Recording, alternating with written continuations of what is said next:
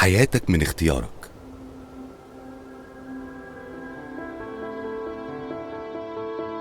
حياتك هي مجموع اختياراتك الصغيرة.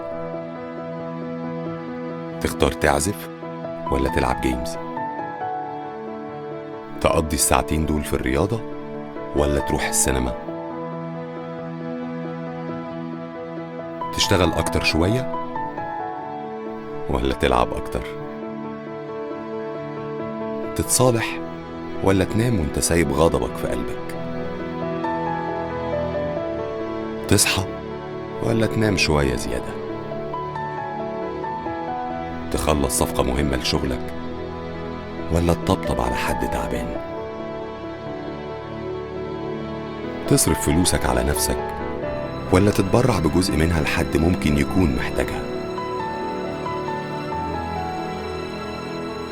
لو تخيلنا شكل مستقبلنا، لو سبقنا الزمن 10 15 20 سنة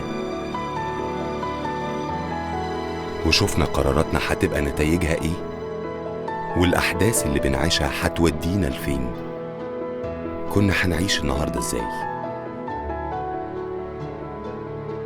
كنا اخترنا نقضي وقتنا ازاي؟